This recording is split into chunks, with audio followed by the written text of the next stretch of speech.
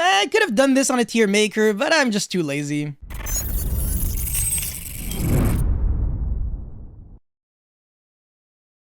So I think we can all agree on the fact that this format is actually way smoother than last format, where every single human on Earth got to play Predaplantar Verte Anaconda in order to summon Phoenix Enforcer, do all those kind of disgusting things. And now it's getting to a point where you might almost not even be forced to main deck hand traps anymore, and it's more looking like a choice than a necessity. With that being said, the hand traps still manage to retain their utility, and against certain matchups, these cards might actually be better than board-breaking cards. So before we get into analyzing these hand traps, make sure you like and subscribe, check me out on Twitch and Instagram, and now let's jump right into it. I think we can all agree on the fact that if your deck only had the space to play, let's say, one hand trap, so 3 cards, a playset of the same hand trap 3 times, it would probably have to be Ash because it covers the most amount of ground. It can negate Branded Fusion in a super broken way because if your opponent has Branded Lost and Branded Fusion, you can still negate the effect of the card, and your opponent also cannot use a second copy of Branded Fusion right after. And Ash is also pretty good against Flunderies because it stops Robina and Eaglin, and your opponent can't really dodge Ash with cards like Book of Moon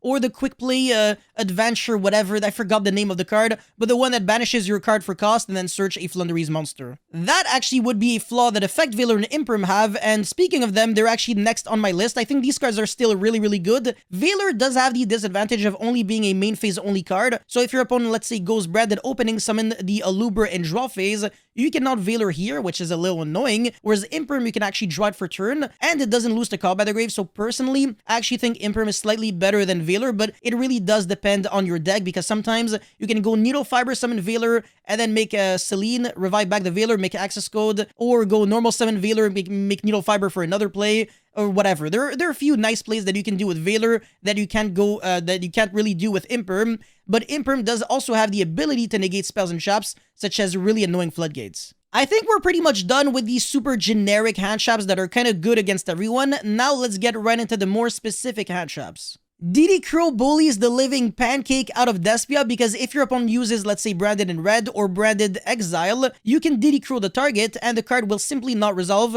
because it has to fully resolve in order to resolve. So in other words, if you can't recycle back a Fallen of Albaz or a Despia monster from your graveyard to your hand with Branded in Red, you also cannot fuse with the second part of the effect. So that's actually really, really bad for Despia because it makes them miss out on the Guardian Chimera, but also the resummoned Mirror Jade, which could banish another monster. So in other words, you can actually draw DD Crow for turn against Despia and make your opponent lose 2 interruptions and 2 draws with 1 single card. Also, DD Crow is not like Ghost Bell. It doesn't negate the activation of anything, so even under Branded Lost, you can still use DD Crow to banish your opponent's card, whereas Ghost Bell just would suck here. Now, a hand trap that actually kind of fell from grace, and I actually think it's kind of way worse than it was before now, would be Ghost Ogre and Snow Rabbit. This card used to be pretty nice because everybody was relying on the Brave Token engine to play, but now it's actually dropping a bit in popularity, so there's less cards to cover with Ghost Ogre. Still a pretty good card though. It is a psychic monster, so you can summon it off of Emergency Teleport, which is a pretty good play in Sword Soul because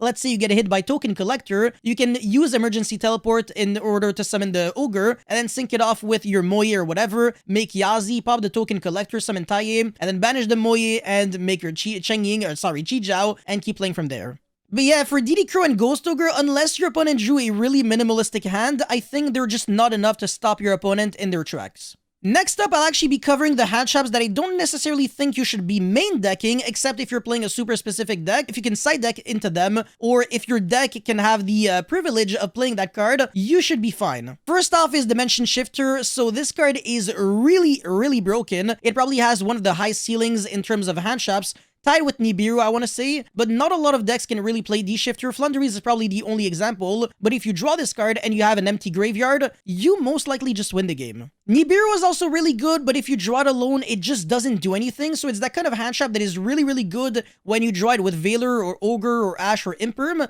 but just on its own, it's kind of mediocre. Token Collector is a remarkable side deck card against decks such as Sword Soul or even the Brave Token engine decks because of the fact that you can also utilize it from the graveyard. So you can go Shooting Riser to send your Token Collector, or Chaos Ruler, Excavate and mill the Token Collector and gain resources from that mill. Contaxi is a massive blowout against Despia because if they normal or special summon a monster, I believe it's on normal or special, but whatever, you can give them the Contact C and they can't link or fusion or sync or whatever if they are not using the Contact C as a material, which means that they can't go into Lubellion or Albion because they wouldn't be utilizing Contact C. They would be using Fallen of Albaz and like a light and a dark, and same thing with Masquerade, so they're kind of locked under only summoning the Guardian Chimera, which is actually really bad if they're going first because you're not trying to make Guardian Chimera going first. You won't be able to draw cards. Last but definitely not least is Droll and Logbird. You can also argue that this card shuts down a mechanic the exact same way Dimension Shifter does because Dimension Shifter makes it so your opponent can't send cards to the graveyard basically, well same for you but whatever, and Droll makes it so your opponent cannot add cards from the deck to the hand, including by drawing them. So if you're playing against a deck that has to search a lot